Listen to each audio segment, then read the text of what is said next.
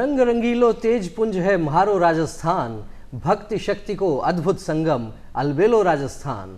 दूरदर्शन राजस्थान के इस खास कार्यक्रम अलबेलो राजस्थान में मैं विवेकानंद शर्मा आप सभी दर्शकों का हार्दिक स्वागत करता हूं, अभिनंदन करता हूं।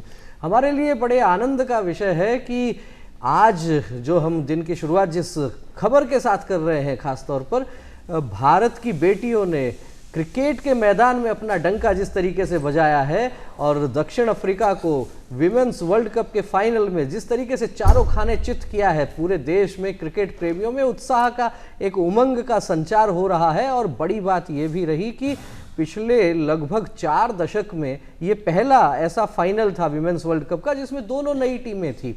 25 वर्ष बाद कोई नया चैंपियन मिला विमेंस वर्ल्ड कप को और वो जो है कमाल किया भारत की बेटियों ने विमेंस वर्ल्ड कप का खिताब जीत कर। क्या कहना चाहेंगे शालू? बिल्कुल, बहुत बहुत स्वागत है आपका अलबेलो राजस्थान में और मैं हूं आपके साथ में शालू सचदेव। और ये पंक्तियां मुझे याद आ रही हैं कि नर हो ना निराश करो मन को, कुछ काम करो, कुछ काम करो।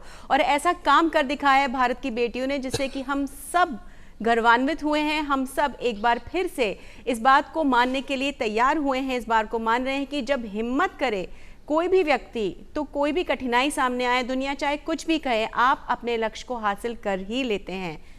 शालू जी, जैसे आपने कविता की 2 पंक्तियां बोली तो मुझे भी 2 पंक्तियां याद आ गई कि खम ठोक ठेलता है मानव, पर्वत के जाते पांव उखड़। बड़ा कठिन था विश्व कप जीतना, जिस तरीके से ऑस्ट्रेलिया की मजबूत टीम सेमीफाइनल में सामने थी और फिर उसको चारों खाने चित किया अपनी जिजीविषा से, अपनी जीवटता से, अपने परिश्रम से, और फिर वही अंदाज जारी रहा फाइनल में दक्षिण अफ्रीका के खिलाफ भी। तो जो दृढ़ इच्छा शक्ति थी उसके बलबूते ही सारे विश्व में सिरमौर बनी भारतीय महिला क्रिकेट टीम। और आज का ये जो खास कार्यक्रम है, चूंकि अब शालू जी ने भी बात की कविता की पंक्तियों से, 2 कविता की पंक्तियां मैंने भी आपके समक्ष रखी। आज इस खास कार्यक्रम में हमारे जो अतिथि हैं, हमारे जो मेहमान हैं, वो भी कविताओं से जुड़े हुए हैं। आपका परिचय करवाते हैं। आज इस खास कार्यक्रम में चर्चा के लिए हमारे स्टूडियो में पधारे हैं श्रीमान किशोर जी पारिक। किशोर जी, बहुत बहुत स्वागत है आपका। अभिनंदन आप दोनों का। किशोर पारिक जी वरिष्ठ कवि हैं और 2 दशक से अधिक समय हो गया मंचों पर भी जाते हुए अनेक पुस्तकों का भी आपने लेखन किया है और साथ ही साथ कवियों का एक संगठन राष्ट्रीय कवि संगम, उसके राजस्थान के प्रदेश के कार्यकारी अध्यक्ष भी आप हैं। सबसे पहले किशोर जी, जानना आपसे यही चाहेंगे कि आखिर ये जो साहित्य की साधना है, इस डगर पर पहला कदम कब और कैसे रखा गया? विवेकानंद जी, अगर मैं कहूँ तो मैं एक्सीडेंटल पोएट हूँ। अच्छा। मैंने बहुत लेट शुरू किया अपनी ज़िंदगी में और जब मेरी माँ एक्सपायर हो गई थी उसके बाद पिताजी के साथ मैंने जाना शुरू किया। ये बात है 2003-04 की। और मैं जाता था, उनके साथ बैठता था तो लोग कहते थे, कवि जो लोग थे, कि आप इतने बड़े कवि के सुपुत्र हैं, कुछ लिखा करें आप भी। तो तब से मैंने टूटा फूटा लिखने की कोशिश की, लेकिन मेरी गति अच्छी रही। पिताजी का आशीर्वाद रहा। मेरी घर की जो प्राइमरी शाला से लेकर यूनिवर्सिटी तक मेरे गुरु मेरे पिता स्वर्गीय बी हरिशरण पारिक रहे। तो तब से मेरी शुरुआत हुई। तो आप मान सकते हैं कि जिस समय मेरा प्रेम प्रीत और ये लिखने का दौर था वो निकल चुका था, लेकिन प्रेम तो व्यक्ति का शाश्वत होता है, मन में होता है। और तब से देश प्रेम मेरे मन में रहा और राष्ट्रीय कवि संगम जैसी संस्थाओं के साथ जुड़ा। और मैं कहता रहा कि चाहता हूँ मैं लिखूँ कुछ चांदनी। मेरे मित्र कहते थे कि यार किशोर जी हास्य लिखो, श्रृंगार लिखो। तो मैं कहता था कि चाहता हूँ मैं लिखूँ कुछ चांदनी के रूप पर, मीत के संग प्रीत पर, यौवन नहाती धूप पर भूख नफरत घूस पर आवेश आता है, इसीलिए गीतों में पहले देश आता है, इसीलिए गीतों में पहले। और कहीं ना कहीं ये बात विवेकानंद जी हम मानेंगे कि जब व्यक्ति कुछ करना चाहे, उसके अंदर उस बात को करने की क्षमता हो और वो पहचान जाए, तो कोई समय देर नहीं होती, कभी देर नहीं होती, कोई समय आगे या पीछे नहीं होता। और जब आपके मन में भाव आए तो आपको ज़रूर से लिख देने चाहिए। आपके मन में कौन सा ऐसा भाव है जो सबसे पहले आता है जब सुबह सोकर आप उठते हैं और आपको लगता है कि कुछ लिखा जाए आज? मैं अक्सर एक बात तो ये कहता हूँ, मेरा एक श्री राधे छंद है जो लगभग 14 वर्षों से निरंतर सुबह उठ के लिखता हूँ जी। और ये भाव सबसे पहला मेरे मन में आता है। जो भी कुछ पढ़ा है या कोई विशेष रूप से कोई अच्छा विचार मन में आया तो उसको मैं श्री राधे छंद में लिखता हूँ।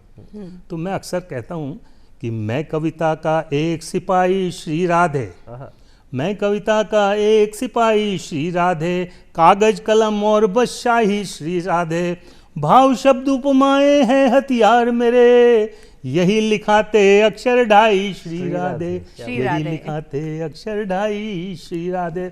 और अभी आपने बेटियों की बात की जी। तो मुझे मेरा एक श्री राधे छंद याद आ गया। इस समय मैं उन सभी देश की बेटियों को मैं समर्पित करना चाहता हूं कि जिन्होंने आज पूरे विश्व में हमारे डंका बजा दिया जीत का जी। कि बेटी है तो उज्जवल कल है श्री राधे, बेटी है तो उज्जवल कल है श्री राधे, ये रिश्ता सबसे कोमल है श्री राधे, बेटी पूजा की थाली में दीपक है, घर में जैसे गंगा जल है श्री राधे। तो मेरी एक लंबी श्रृंखला श्री राधे की रही है, निरंतर मैं लिखता हूँ। आपने पूछा सुबह उठते ही सबसे पहले श्री राधे विचार आता है, धर्म पत्नी जब तक चाय का एक प्याला ले आती है उसके साथ साथ लेखन। यानी हर क्षण को आप एक कविता में रूप में आप देखते हैं और उसे ढालने का प्रयास करते हैं। लगभग 20 वर्षों से कविता मैं ही हो रहा हूँ वास्तव में। और सुबह की शुरुआत आखिर इससे अच्छी क्या हो सकती है कि एक हाथ में गर्म चाय की प्याली हो और हाथ में जो है वो कलम हो, और फिर श्री राधे को याद करके उनका स्मरण करके कुछ ऐसी अच्छी पंक्तियां जो समाज को और कुछ दिशा दे सकें। निश्चित रूप से आपका ज्ञान जो है वो और आपका जो सृजन है वो तभी सार्थक होता है जब उसमें से कुछ प्रेरणा की बातें निकलती हैं, कुछ अच्छी बातें उसमें से निकलती हैं। किशोर जी, बड़ा लंबा अनुभव हो गया है वैसे तो आपको मंचों पर भी, 2.5 दशक हो गए हैं लगभग जो अभी आप बता रहे थे। पर फिर भी जब किसी नई राह पर व्यक्ति आगे कदम बढ़ाता है तो कुछ चीज़ें मानस पटल पर ऐसी अंकित हो जाती हैं कि जो कभी भुलाई भी नहीं भूली जा सकती हैं। और मुझे लगता है कि मंचीय कवियों के लिए शायद वो पहला मंच ऐसा रहता होगा कि उस समय पैर हिलते होंगे, बड़े कवि हैं, सामने श्रोताओं का हुजूम है और एक प्रकार का मानसिक रूप से दबाव भी यूँ हो सकता है नवोदित कवि के लिए कि आप सबसे उसमें कनिष्ठ हैं ये मानिए और बाकी सब वरिष्ठ कवि होते हैं। तो वो जो पहला कवि सम्मेलन आपका रहा, कुछ स्मृतियां याद आ रही हैं? कौन कौन लोग मंच जी? वो स्मृतियां आज भी याद है जी कि जब मैंने गोष्ठियों से मैंने सीखना शुरू किया और मेरी 8-10 कविताएं हो गई तो मेरे मन में आया कि इन कविताओं को समाज में जाना चाहिए और समाज में लोगों तक ले जाने का जरिया है कवि सम्मेलन। लेकिन हमारे कवि सम्मेलन पे जो लोग छाए हुए हैं वो नयों को अपनी एंट्री नहीं देते, बहुत मुश्किल है। तो मैं अपने 1-2 मित्र जो परिचित थे मैं उनके पास गया तो उन्होंने कहा यार तुझे हल्दी का गांठिया क्या मिल गया, तू तो पसारी बनना चाहता है और अभी सीखो अभी, और बहुत बात की बात है। तब मैंने उनसे ये कहा था आपकी एक लंबी लाइन खींची हुई है, किशोर पारिक की भी एक छोटी लाइन खींची। और मैंने मेरा पहला कवि सम्मेलन भोपाल में किया, मेरे मित्रों ने मेरे को सहयोग किया और गोपाल दास नीरज गीत ऋषि जी मेरी कवि सम्मेलन के अध्यक्ष थे उस समय। और रात को मैंने आंसू आ गए मेरे, मैंने धर्म पत्नी को फ़ोन किया कि आज सरस्वती की और बाबूजी की और इनकी विशेष कृपा रही। तो पहला कवि सम्मेलन ही मैंने अखिल भारतीय कवि सम्मेलन आयोजित किया जिसमें देश के बहुत बड़े बड़े नामी कवि थे जिनको हम देखने का मिलने का सपना संजोते हैं। बहुत बड़ी बात है। अनुभव एक अलग ऊर्जा चाहिए होती है जब आप स्टेज पर जाते हैं और आपको पता होता है कि आपको मन से बोलना है, क्योंकि ये भाषण नहीं है जहाँ पर एक स्क्रिप्ट आप लेकर आएंगे, क्या परिस्थिति है, क्या उसका टॉपिक है, इतनी ऊर्जा कहाँ से संग्रहित करते हैं कि सबको बांध के भी रख सकें, अपने भावों को भी प्रकट कर सकें, क्योंकि एक बहुत जिम्मेदारी का काम भी होता है।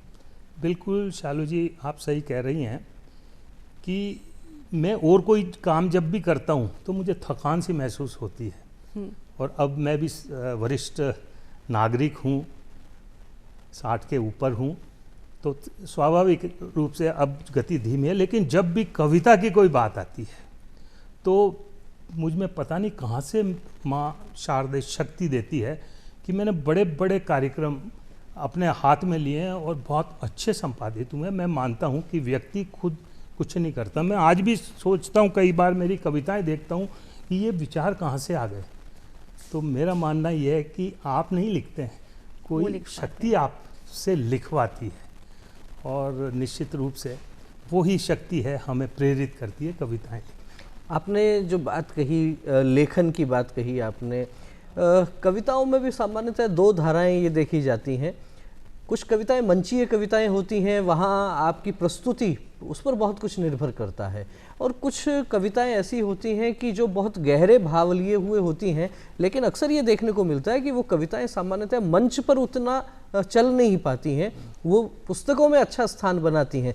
तो क्या लगता है आपको, ये जो अंतर है मंचीय कविताओं का और मुद्रित कविताओं का, इस पर क्या कहना चाहेंगे? हमारे एक बड़े कवि डॉक्टर अशोक चक्रधर जी ने बहुत अच्छी बात कही कि दो तरह की कविताएं, जैसा आपने कहा जी, पुस्तक तक और उस तक, पुस्तक तक और उस तक जी, यानी आम आदमी तक कविताएं जाएं और एक पुस्तक तक जाएं। मेरा सौभाग्य ये रहा कि मुझे सानिध्य मिला जयपुर के बहुत वरिष्ठ साहित्यकारों का, तो मैंने उस दृष्टि से भी कविताएं लिखी। लेकिन चूंकि आदमी एक महत्वाकांक्षी होता है और मन करता है कि मंचों पर भी कविताएं लिखो, तो उन मंचों के लिए भी मैंने विशेष रूप से आम आदमी के शब्दों में छंदबद्ध कविताएं, मैंने कभी ये चुटकुले और ये कभी नहीं किए। चुटकुले भी मैंने किए हैं, तो मेरे को आप छंदों में ही मिलेंगे, कुंडली छंद में, दोहों में, या घनाक्षरी में जी, सवैया छंद में, इनमें। तो मैं दोनों तरफ से रहा। और मेरी ये जो पुस्तकें हैं आप देखोगे, एक पुस्तक है मेरी, जो ये पुस्तक विशेष रूप से है मोह के धागे जी, ये पुस्तक है। इसमें बहुत गहन चिंतन, आध्यात्मिक स्पर्श करते हुए मेरे 60 गीत हैं। अच्छा। और ये दूसरी है, इसका नाम से ही लगेगा कि मंचीय हास्य की हिलोरें। हास्य की हिलोरें। तो मंच पे हर तरह की, जैसे एक सिनेमा होता है उसमें सब तरह की, सब रंग चाहिए, सामग्री चाहिए, सब रंग चाहिए। तो मंच पे भी, चूंकि मैं संचालन भी करता रहा मंचों का, तो उसमें हास्य भी, वीररस भी, श्रृंगार भी, रौद्र भी, और सब तरह के रस उसमें।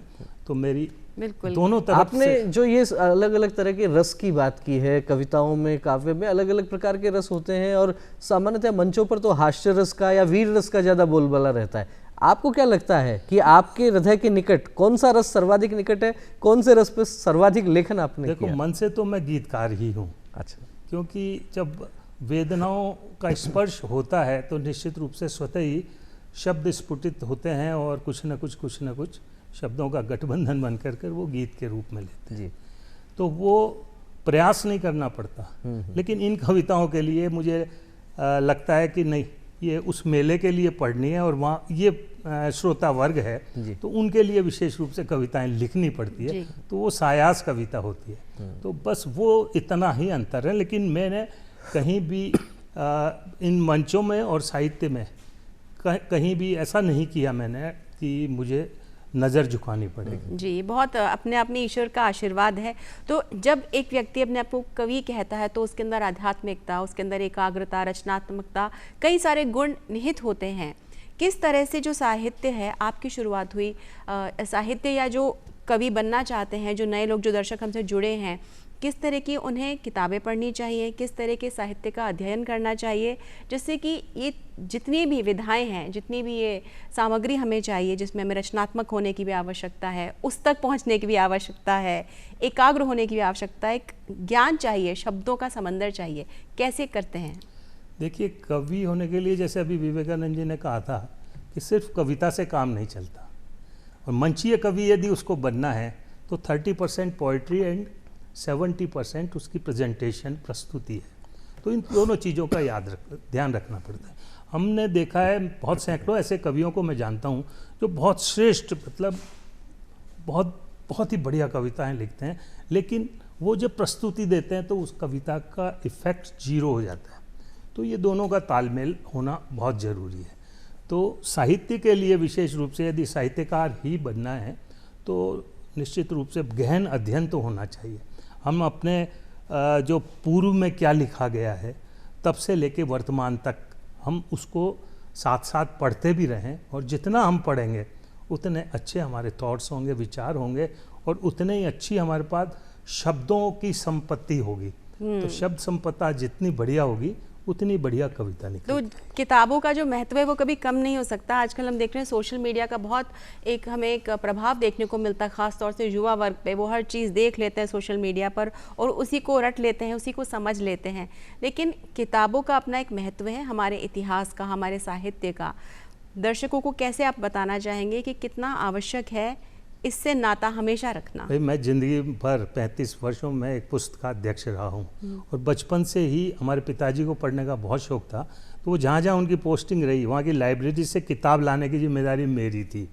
तो पूरी तो नहीं पढ़ता था लेकिन कुछ पन्ने में उलटता था, तो मुझे लगता था कि यार दुनिया में सबसे बढ़िया जॉब ये है। तो ईश्वर ने पता नहीं क्यों मुझे उधर ही डाइवर्ट कर दिया, मैं लाइब्रेरियन बना। 35 वर्षों मैंने पुस्तक में देखा और बड़े बड़े पुस्तकालय में हमारे यहाँ जो जितने भी लोग आते थे उनमें बहुत बड़े बड़े व्यक्तित्व, मैं उनसे परिचित हुआ, प्रभावी हुआ।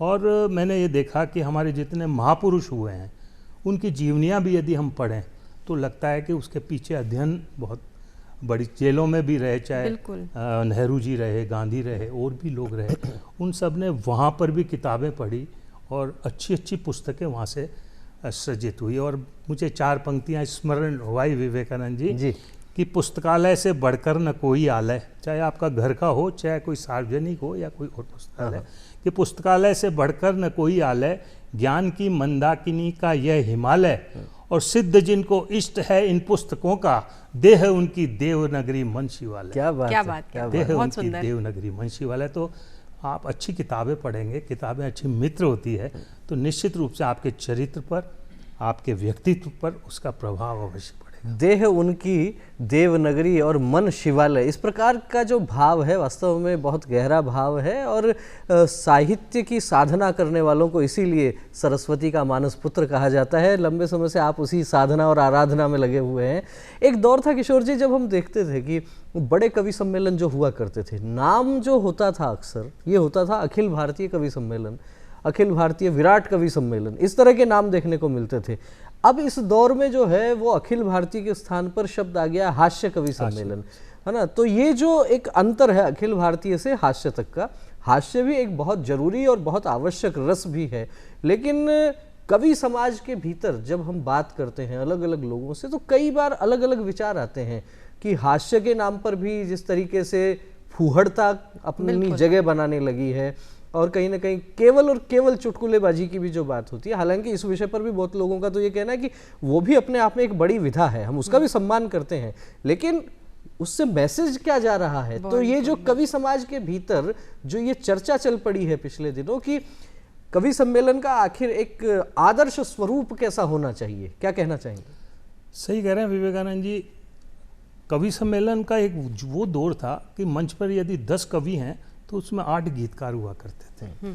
और जैसे टेस्ट बदलने को मीठे के साथ थोड़ी नमकीन होती है, वैसे एक कवि हाशिका रखा करते थे और एक संचालक या कवित्री हुआ करती थी।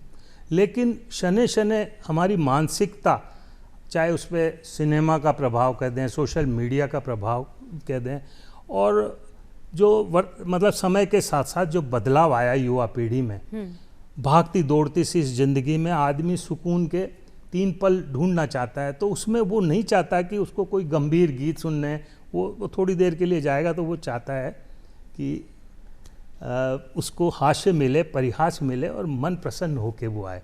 तो वो सारा दौर इसलिए शने शने बदल गया। लेकिन कहीं ना कहीं विवेकानंद जी हम ये देखते हैं कि हम हर विधा का सम्मान करते हैं। ये लोगों ने, कईयों ने इसको एक प्रोफेशन के रूप में भी देखना शुरू कर दिया है, इसको बना लिया है। लेकिन एक कवि की एक जिम्मेदारी भी होती है, क्योंकि वो जो बात कह रहा है उसका एक प्रभाव सीधा श्रोता तक जाता है, दर्शक तक जाता है। वो किस तरह की भाषा का प्रयोग कर रहा है, क्या उसकी संवेदनाएं हैं। तो कहीं ना कहीं आपको नहीं लगता एक जिम्मेदारी का काम भी है? क्योंकि कभी कभार जैसा कि विवेकानंद जी ने कहा कि बहुत फुहड़ता भरे जो बातें कही जाती हैं, आसपास में हम जो देखते हैं उसका इस तरह से माहौल बनाया जाता है कि वो बिल्कुल, वो उन्हें ये नहीं लगता शायद कि ये एक बहुत बड़ी जिम्मेदारी का काम है। किस तरह से आप देखते हैं? जी आप सही कह रही हैं। उस दौर के जो हास्य कवि भी हुआ करते थे, उनकी कविताओं में एक सामाजिक समरसता होती थी, उसमें एक ऐसी बात होती थी, एक व्यंग का ऐसा पुट होता था, वो समाज को कुछ सीख देता था। मुझे स्मरण आता है ओम प्रकाश आदित्य जैसे है, अल्लड़ बीकानेरी जैसे हैं, वो गज़लें आशिकी बहुत अच्छी पढ़ते थे।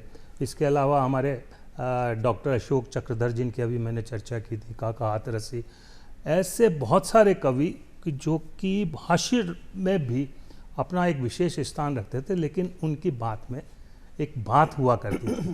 लेकिन आज जो कवि आ रहे हैं, आप देखिए कि 20-20, 25-25, 30-30 मिनट की प्रस्तुति में एक 4 लाइन की कविता पढ़ेंगे, बाकी चुटकुले। बिल्कुल और चुटकुले भी रिपीटेड। कई बार तो हास्य की स्थिति ऐसी हो जाती है कि एक कवि लेट आया है और उसके पहले कोई पढ़ गया कुछ चुटकुले तो उसको ये तो पता है नहीं, और वो कैसेट चल पड़ती है और वो कभी भी वही, तो पब्लिक पीछे से चिल्लाती है, अरे साहब हो गया ये, हो गया ये। तो ये स्थितियां हैं कि कवि सिर्फ लिफाफों के लिए और एक अपनी प्रसिद्धि पाने के लिए आजकल फूहड़ हाश है, अश्लीलता है, नोक झोंक है, ये सब दिग्भ्रमित कर दिया कवि सम्मेलनों को। कवि सम्मेलन धीरे धीरे ट्रैक से उतरने लगे। ये जो जिस तरह की स्थिति आप बता रहे हैं, उसी स्थिति की यदि हम बात करते हैं और उसको ठीक करने की बात करते हैं, तो जो मैं आपका परिचय देख रहा था उसमें ये भी विषय आया कि राष्ट्रीय कवि संगम एक संगठन है, उसके आप प्रदेश के कार्यकारी अध्यक्ष हैं। आपका संगठन जो है इस तरह की विषम परिस्थितियों से कवियों को उबारने के लिए या एक स्तरीय कवि सम्मेलनों का जो आयोजन हो, उसके लिए किस प्रकार के प्रयास आपका संगठन करता है? विवेकानंद जी सही कह रहे हैं आप।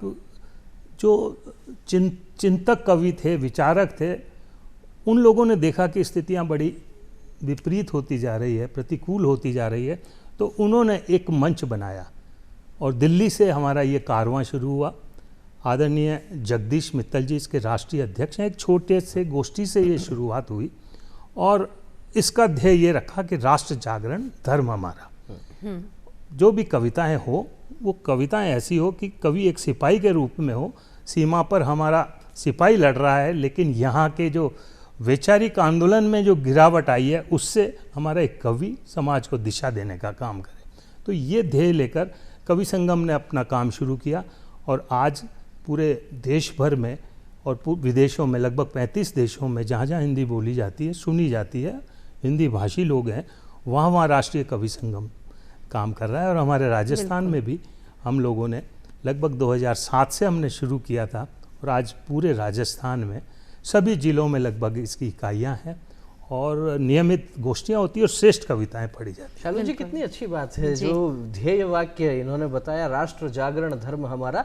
यदि लेखक, कवि, साहित्यकार, चिंतक इस प्रकार का विचार रखते हैं, राष्ट्र जागरण धर्म हमारा, राष्ट्र को प्रथम रख के अपनी रचनाएं लिखने का, सृजित करने का काम करते हैं, तो निश्चित रूप से एक लगता है कि बहुत सुखद समय जो है इस क्षेत्र में भी आएगा। और ये जो कहा जाता है, अंग्रेजी में कहते हैं pen is mightier than sword, और कलम में जो है तलवार से ज्यादा ताकत होती है। तो कलम को एक बार फिर से ताकतवर, कितनी उसकी ताकत है, उसे एक बार जो हमारे खासतौर से युवा हैं उन्हें भी ये जानने की आवश्यकता है कि आप टेक्नोलॉजी का जितना मर्जी चाहे इस्तेमाल कर ले, लेकिन जो साहित्य में बल है, जो हमारे इतिहास में बल है, जो हमारे राष्ट्रीय धरोहर में बल है, वो कभी भी आपको एक इंटरनेट के माध्यम से नहीं मिल पाएगा।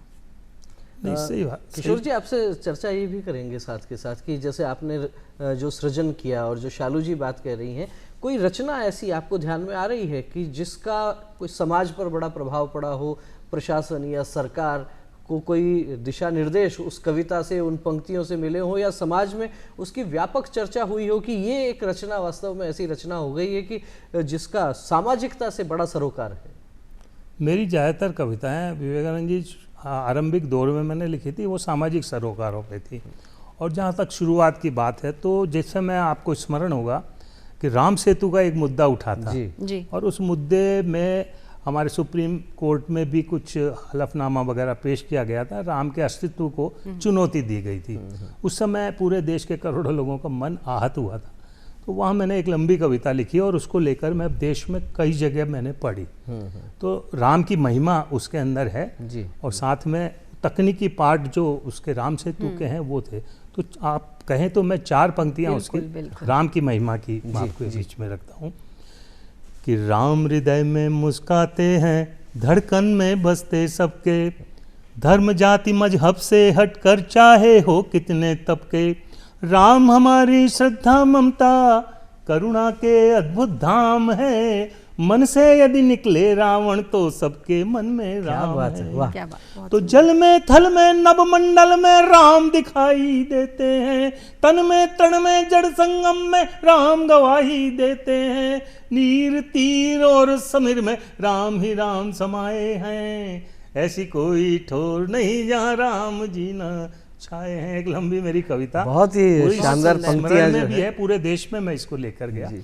और वहीं से मंचीय जो मेरी शुरुआत वहीं से हुई। बाकी पर्यावरण हो, बाल विवाह हो, ऐसी कई कुप्रथाओं पर मैंने कविताएं लिखी है और समय समय पर समाज के बीच। कोई आपको बहुत आपके मन के करीब हो, बहुत आपके दिल के करीब हो, ऐसी कोई कविता हमें बताइए जिससे एक संदेश भी जाता है और समाज को एक दिशा भी मिलती है। इसमें तो पर्यावरण से अच्छा और आखिर कौन सा बिल्कुल। विषय हो सकता है। पर्यावरण की 4 पंक्तियां जो मैंने विशेष रूप से, हमारी एक संस्था थी तो उसके लिए मैंने ध्येय वाक्य लिखते हैं, वैसे कविता लिखी थी मैंने कि पानी बिन पेड़ नहीं, पेड़ बिन पानी नहीं, पानी बिन पेड़ नहीं, पेड़ बिन पानी नहीं, पानी भी बचाइए तो पेड़ भी बचाइए।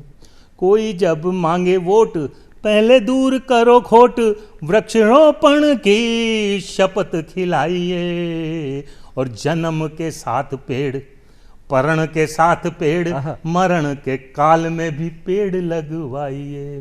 तो धरती हमारी माँ है, नग्न इसे करे नहीं, वृक्ष ही श्रृंगार इसके, वृक्ष से सजाइए। तो पानी बिन पेड़ नहीं, पेड़ बिन पानी नहीं, पानी भी बचाइए तो पेड़ भी। क्या अद्भुत कविता है, बहुत जिसमें सुंदर। कविता के साथ साथ जो है इतना अच्छा पर्यावरण संरक्षण का संदेश भी दे दिया गया है कि पेड़ भी लगाइए और पानी भी बचाइए। और साथ में जो है जो वोट मांगने आते हैं उनके ऊपर भी एक कटाक्ष उनको है। करोगे साहब आप, ये जो है इस धरती को बचाने का भी विशेष रूप से नेता लोग भूल जाते हैं, तो उनको याद दिलाएं कि नहीं, जब हम सांस ही नहीं ले पाएंगे। आज दिल्ली की कैसी विकट स्थिति, आप देखिए कितना जबरदस्त पोल्यूशन। मेरे ब्रदर वहाँ से पलायन करके जयपुर आके अभी राजनीति की ज्यादा बात हम करेंगे नहीं, क्योंकि राजस्थान में अंता में उपचुनाव भी हो रहा है, लेकिन आपने ये एक बात कह दी है सामान्य रूप से दर्शकों को, पर्यावरण की दृष्टि से दर्शकों को आपने कह दिया है कि आप सामाजिक सरोकारों पर बात कर सकते हैं, पेड़ लगाने पर बात कर सकते हैं, पानी बचाने पर बात कर सकते हैं। और जब राजस्थान की बात करते हैं किशोर जी, तो यहाँ के हर एक रजकण में जो है वो एक साहित्य की सौंधी महक है। यहाँ की कला और संस्कृति वो अपने आप में बड़ी अनूठी है। और इस समय तो जब हम बात करें तो स्पष्ट ये भी होता है कि पुष्कर का जो है विश्व प्रसिद्ध वो मेला भी चल रहा है। क्या कहना चाहेंगे आप पुष्कर का विश्व प्रसिद्ध जो मेला है खासतौर पर, और जिसमें दुनिया भर के लोग आते हैं देखने के लिए? देखिए, भारत वैसे तो एक संस्कृति प्रधान देश है और हमारा हर त्योहार, हमारा हर पर्व, हमारी हर गतिविधि कहीं न कहीं उत्सव मेलों से, इनसे जुड़ी हुई है। राजस्थान में बहुत सारे मेले भरे जाते हैं और आयोजित होते हैं, लेकिन पुष्कर मेला एक ऐसा है जहाँ न केवल पूरे देश से अपितु 7 समंदर पार से सैलानी भी, क्योंकि ये एक मेला ऐसा है कि पूरे राजस्थान की झांकी, संस्कृति, पूरा उसका दिग्दर्शन सब कुछ यहाँ से हो जाता है। तो पुष्कर मेला जो है, मुझे अवसर मिला 3-4 बार मुझे जाने का, तो मैंने वहाँ देखा कि राजस्थान के जो रेगिस्तानी क्षेत्र की जो संस्कृति है वो वहाँ बोलती हुई नजर आती है। यहाँ की धरती के लिए कहते हैं कि यहाँ की मिट्टी भी उड़ती है, तो उसमें भी संगीत के सुर होते हैं और शूरता, वीरता, और इनकी तो बात ही निराली है। तो वहाँ कला, संस्कृति सबका एक मिला जुला संगम होता है, तो एक जगह एक साथ देखने को मिलता है। तो इतना खूबसूरत, और साथ में पूरे विश्व में एकमात्र मंदिर है ब्रह्मा जी का। पुस्तक, चूंकि मैं लाइब्रेरियन रहा हूँ, कि ब्रह्मा जो है वहाँ पे बहुत पुरानी पुस्तक आज भी रखी हुई है, और ब्रह्मा है उनका एकमात्र मंदिर कहते हैं कि पुष्कर में है। और वहाँ कमल सरोवर है, जो कि ब्रह्मा जी के हाथ से कमल जब गिरा था तो वो सरोवर वहाँ तैयार हो। तो बहुत सारे इतिहास पुष्कर का जुड़ा हुआ है। आज भी मैं कल न्यूज़ देख रहा था, तो वहाँ ऐसे ऐसे पशु आए हैं, 2-2, 2.5 लाख के ऊँट है वहाँ पे, और एक 22 करोड़ का तो विवेकानंद जी भैंसा है। तो कॉमर्शियल दृष्टि से हो सकता है। घोड़े ऐसे ऐसे आए हैं कि उनके नाम सुन कर ही मुझे बड़ा अच्छा लग रहा था। तो बड़ा उसमें कई रंगीला राजस्थान जो है, अलबेला राजस्थान है, उसकी पूरी झांकी दिखती है। और एक अलबेला राजस्थान का जो ये कार्यक्रम है, मैं अक्सर देखता हूँ इसको, तो उसमें विविध रंग राजस्थान के आप लोग दिखाते हैं। मैंने 4 ताज़ा पंक्तियाँ अभी यहाँ आकर ही लिखी है। स्वागत है। तो आप देखिए कि अलबेला मरुधर है, इसकी बात निराली है, अलबेला मरुधर है, इसकी बात निराली है, और पश्चिम के धोरे मनभावन फिर हरियाली है। और बांकड़ली मूछें वाले तो मर्द यहाँ के बांके हैं, रूपवान है यहाँ नारियां ग्रह खुशहाली है। और मेलों में पुष्कर का मेला बड़ा लुभाता है, मेलों में पुष्कर का मेला बड़ा लुभाता है, और इतिहासों की बात करें तो गौरवशाली है। क्या बात है। क्या बात है। और तीज और गणगौर पर्व उत्सव अलबेले हैं, तीज और गणगौर पर्व उत्सव अलबेले हैं, हर दिन होली सा लगता है रात दिवाली है। क्या बात है। और पंक्ति देखिए कि घूमर नृत्य ढोल नगाड़े पांव थिरकते हैं, घूमर नृत्य ढोल नगाड़े पांव थिरकते हैं, केसरिया बालम आवो मनुहारी प्याली। राजस्थान की मेहमान नवाजी भी बहुत अच्छी है जी। और मरुधर का संगीत सलोना सारे जग में गूंज रहा, इस किशोर की कविता पे सब देते ताली है। क्या हम भी बात दे है। रहे हैं। वाह। और मुंह में आ जाता है पानी, व्यंजन बड़े सुआदू हैं, और दाल चूर में और बाटियों वाली थाली है। क्या बात है। राजस्थान का व्यंजन जो है व्यंजन है। उसको चटकारे लेके खाते हैं। और राजस्थानी आभा मंडल, अंतिम पंक्ति है कि राजस्थानी आभा मंडल सा दुनिया में और नहीं, राजस्थानी आभा मंडल सा दुनिया में और नहीं, और मारवाड़ की मीठी बोली तो रस वाली है। मारवाड़ की मीठी बोली तो रस वाली है। तो मैं बहुत समझता हूँ सुंदर। कि राजस्थान जैसा कोई प्रदेश नहीं या स्थान ऐसा नहीं है कि जहाँ सब रंग मिल जाएंगे। पूरी शालू जी, संस्कृति। जितना खूबसूरती से किशोर जी ने पुष्कर मेले का भी वर्णन किया, राजस्थान का भी वर्णन किया, और विश्व प्रसिद्ध जो ब्रह्मा जी के मंदिर की तो बात है ही, साथ ही साथ इनकी पंक्तियों में जो थाली की बात आई तो मुझे याद आ गया कि पुष्कर में जो मेले में जाते हैं, कढ़ी कचौरी वहाँ की और साथ में जो मालपुआ है उसका तो कहना ही क्या। बिल्कुल। बिल्कुल और साहब। 5 तारीख को इस पुष्कर मेले का समापन होने जा रहा है, तो जो भी दर्शक ये देख रहे हैं, ये अपने आप में एक अनुभव होता है, संस्कृति को पहचानने का, संस्कृति को अपनी आंखों से देखने का आपको अवसर प्रदान होता है।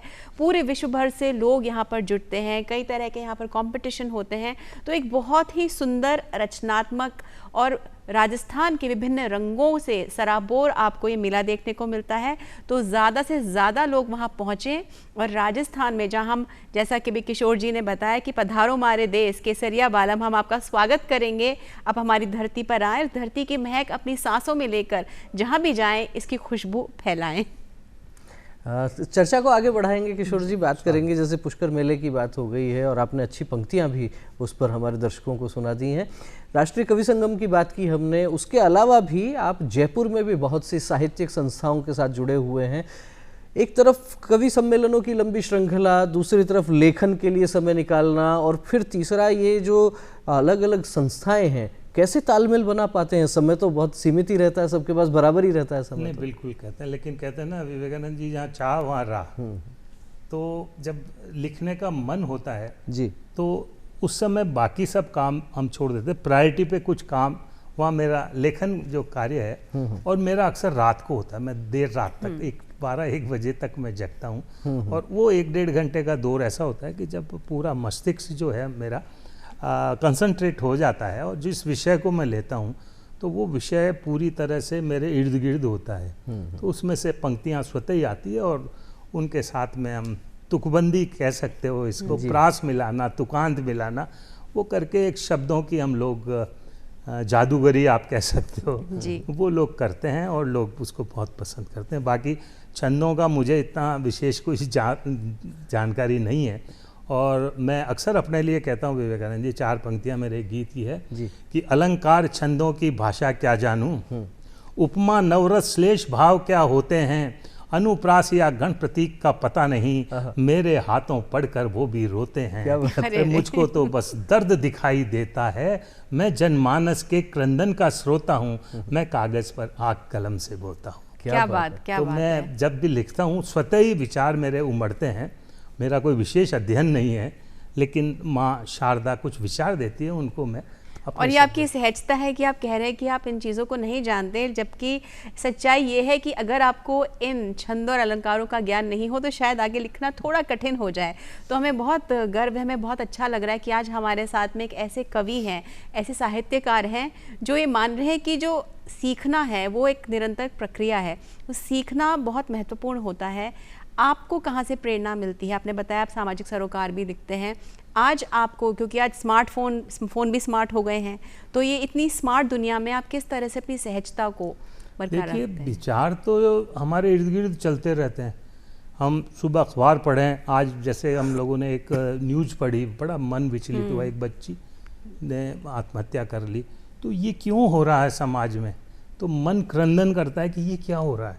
तो बस ये जो क्रंदन है, ये जो पीड़ा है, ये जो दर्द है, इस दर्द का बाहर निकलना बहुत ज़रूरी है जी, नहीं तो कभी भी स्ट्रेस में आ जाता है। तो वो अपने मन के भावों को कागज़ पर बिल्कुल। और उकेरता है और कविता बन जाती है, गीत बन जाता है। किशोर जी, जैसे आपने बताया कि आपकी प्रारंभिक पाठशाला जो थी वो, उसके अध्यापक तो आपके पिताजी थे, उनसे आपने कविताएं सीखी हैं, लेकिन फिर भी बचपन से जो एक हम कहें कि रुचि जो होती है और कवि सम्मेलन सुनने की जो बात होती है, बड़े बड़े कवियों को सुनते हैं, पढ़ते हैं, हम देखते हैं, आपका बचपन या कहिए कि किशोर अवस्था आपकी जो थी, उस दौर में कौन कौन ऐसे बड़े मंचीय कवि थे जिनको देखकर आपको लगता था कि हाँ मुझे भी ऐसा बनना है, मुझे भी इनके जैसा लिखना है?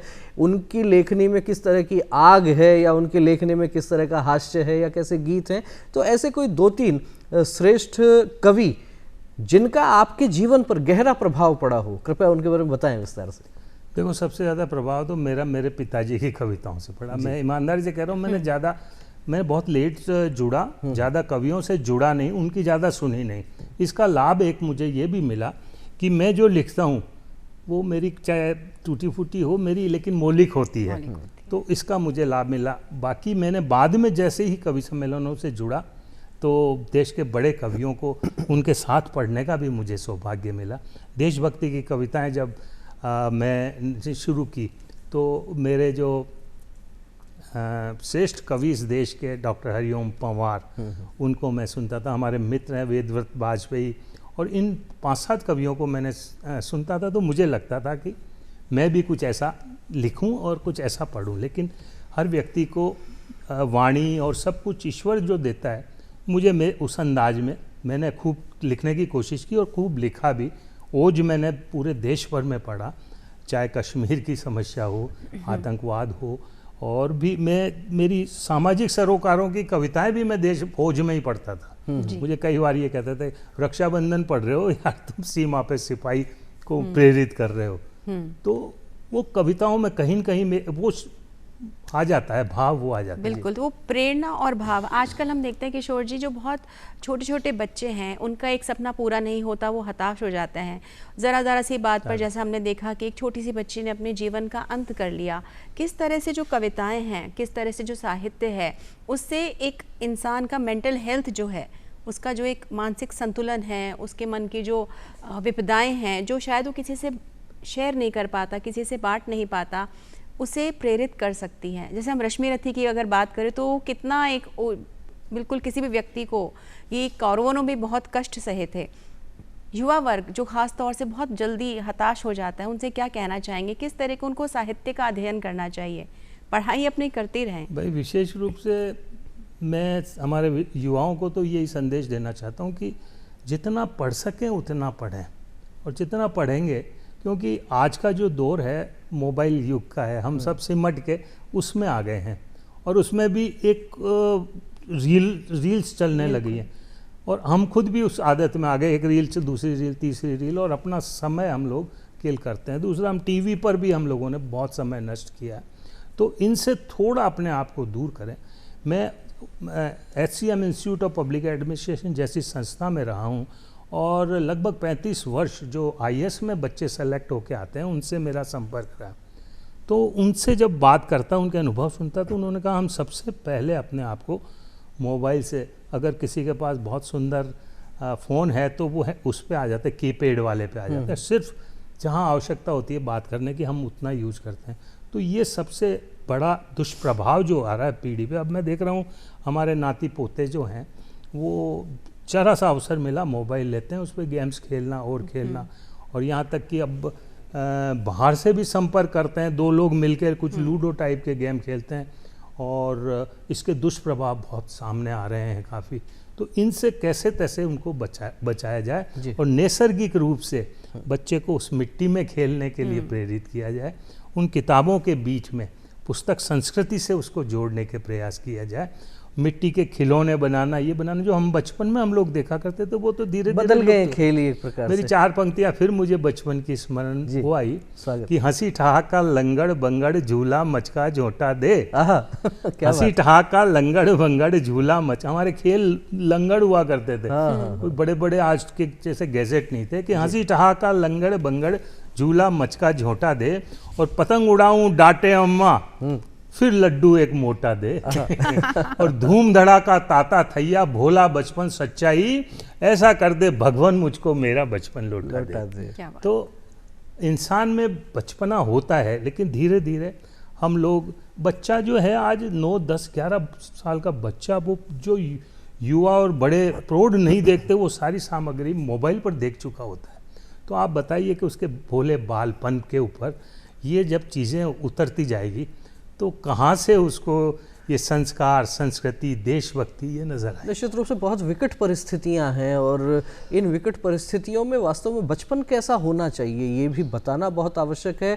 शालू जी ने भी बात की कि छोटी सी कोई समस्या जीवन में बच्चों के आ जाती है तो ढूंढते हैं कि आखिर उसकी चर्चा किससे करें, गलत रास्ते पर उनको जाने से रोकना है तो निश्चित रूप से उनके साथ हमें संवाद भी करना होगा, उनको बताना भी पड़ेगा। और जिस रश्मि रथी की चर्चा अभी शालू जी ने की, मुझे 4 पंक्तियां उसकी ध्यान में आ गई कि सह धूप धाम वर्षों तक वन में घूम घूम बाधा विघ्नों को चूम चूम, सह धूप धाम पानी पत्थर पांडव आए कुछ और निखर। ये जो पंक्ति है पांडव आए कुछ और निखर, इस पर हमें खास तौर पर जोर देने की आवश्यकता है कि व्यक्ति जितने झंझावातों में होता है, जितनी संघर्षों में व्यक्ति होता है, उसमें से ही व्यक्ति वो निकल कर आता है। और निश्चित रूप से इन तकलीफों से कहीं डरने की आवश्यकता नहीं है, इनको आप मात कर देंगे। और ये समस्याएं इसीलिए आती हैं कि आप उनसे बाहर किस तरीके से, किस जिजीविषा से निकलते हैं। तो जो भी कोई युवक हो, बच्चे हों, उनके साथ संवाद भी बढ़ाएं और साथ ही साथ उन्हें प्रेरित करें इस जीवन को आनंद से जीने के लिए। आप किसी एक चीज में असफल हो गए, इसका मतलब है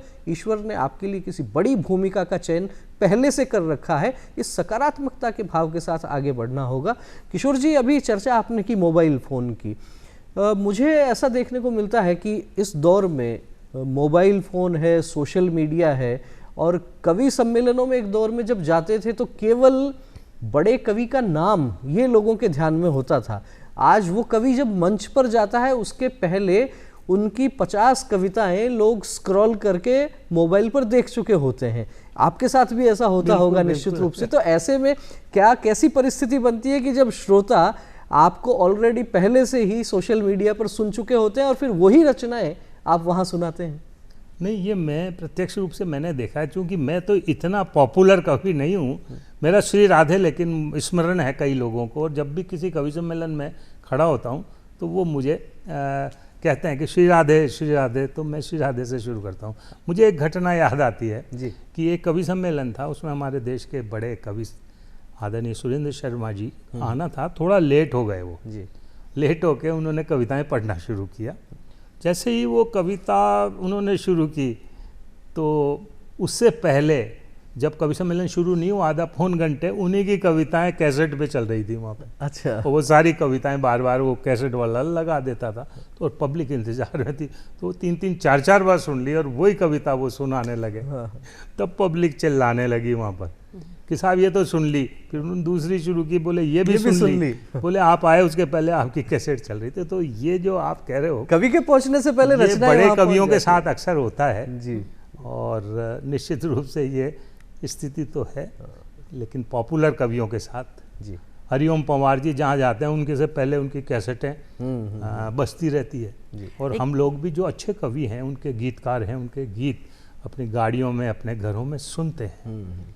बहुत ही अच्छी बात है और बहुत सुंदर बात भी। कहीं ना कहीं इसमें दोनों ही भाव हैं कि लोग उत्सुक भी हैं सुनने के लिए और उनके पास सामग्री है तो पहले सुन के कहीं ना कहीं उसका जो एक मज़ा होता है उसे शायद थोड़ा कम कर देते हैं। लेकिन हम आपसे जो बिल्कुल यहाँ बैठकर सुन रहे हैं हमारे लिए बहुत नया है।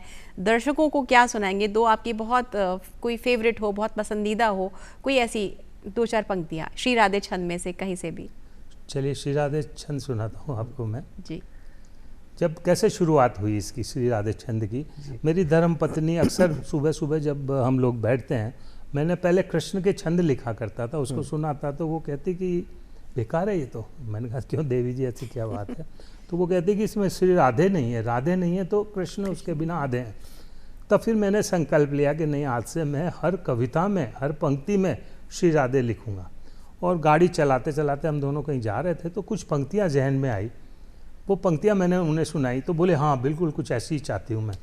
तब से करीब लगभग 13-14 वर्ष मैंने लगातार लिखा। अभी थोड़ा मैंने विराम दिया है। अब मेरी पुस्तक भी आ रही है, काव्य सरिता श्री राधे, एक अखबार ने निरंतर वो श्रृंखला छापी हुई थी।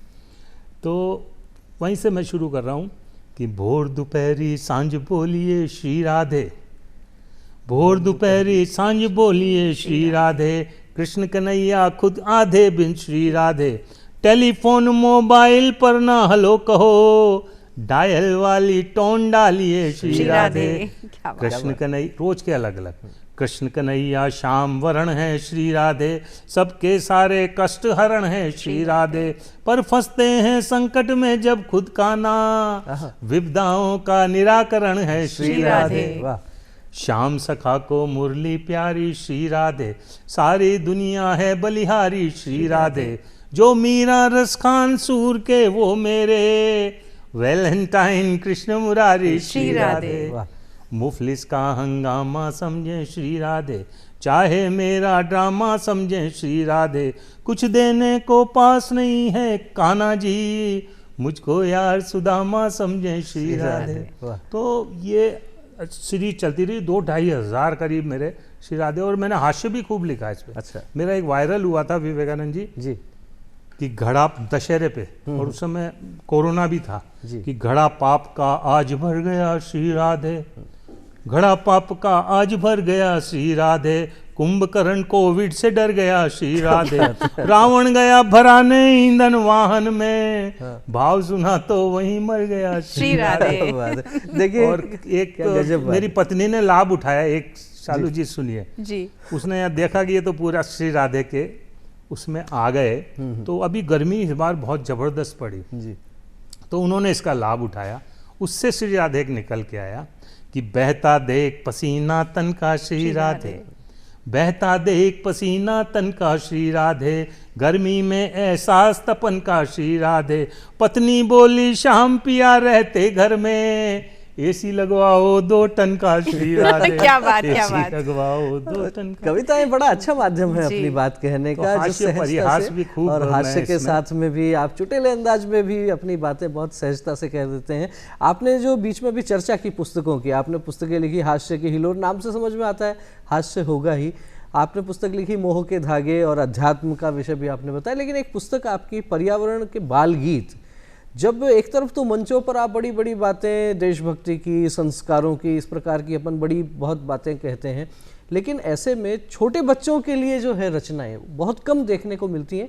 कितना चुनौतीपूर्ण होता है छोटे बच्चों के लिए लेखन? नहीं, छोटे बच्चों के लिए कविता लिखना, विवेकानंद जी उनके स्तर पर ही आना पड़ता है, और कोई बड़ी बात को भी बड़े छोटे अंदाज में कैसे इनको पर्यावरण से जोड़ें, उनको कैसे समझ में आए, ये ध्यान रखना तो होता मेरी होगा। जैसे कई सारी कविताओं में कहीं न कहीं पर्यावरण है। जी, तो एक कविता मेरी रक्षाबंधन, उस रक्षाबंधन में भी आप देखिए 4 पंक्तियां उस गीत उसमें ले रहा हूँ मैं, कि राखी का मतलब रक्षा है तो वृक्षों के बांधो तुम, राखी का मतलब रक्षा है तो वृक्षों के बांधो तुम, वरना जंगल हो जाएंगे कल तक इस धरती से गुम, मूक परिंदों को सहलाओ रक्षा के इन धागों से, आंखें टक को दूर भगाओ ठगमग बन के बागों से, ऐसी राखी रचो बंधुवर खड़ा हिमालय मुस्काए, गंगोत्री पर बांधो राखी गंगा गदगद हो जाए, संकेतों में बांधो राखी झीलों और तालाबों को, सहलाओ धरती माता के दर्द भरे इन गाँवों को। तो मैं कोशिश ये करता था कि साधारण सी रक्षाबंधन है, छोटे बच्चे भी जुड़े रहते हैं, बड़े भी जुड़े रहते हैं, तो ये मैसेज इन कविताओं के माध्यम से उन सब तक पहुँचे। अब चूंकि समय की तो सीमा है अपनी, चलते चलते हम चाहेंगे हमारे दर्शकों के लिए क्या कुछ संदेश देना चाहेंगे, क्या कुछ कहना चाहेंगे? दर्शकों के लिए, विशेष रूप से युवा पीढ़ी के लिए मैं कहना चाहता हूँ कि साहित्य से आप जुड़ें, और साहित्य में भी विशेष रूप से आपकी उम्र है, प्रेम प्रीत सब करें, लेकिन देश प्रेम का उसके अंदर जो क्वांटिटी है वो ज़्यादा होनी चाहिए। मैं कहता हूँ कि गाइए तुम गीत बंधु मीत प्रीत प्राण हो, गाइए तुम गीत बंधु मीत प्रीत प्राण हो, छेड़िए संगीत बंधु सात सुर की तान हो, और देश मांगे जब लहू तो भूल जाए इश्क विश्क, दिल में जज्बा मात्र भू का, जय घोष हिंदुस्तान हो, जय घोष हिंदुस्तान हो। और जाता जाता मैं 4 पंक्तियां और, क्योंकि देशवासियों में एकता की लय हो। अभी दिवाली गई है, नव वर्ष अब आ रहा है, नवंबर में हम प्रवेश कर चुके हैं, फिर दिसंबर जनवरी, कि देशवासियों में एकता की लय हो, दुश्मनों में खौफ हो भय हो, फिर से बने विश्वगुरु भारत यह तय हो, और जननी जन्मभूमि माँ भारती तेरी जय हो।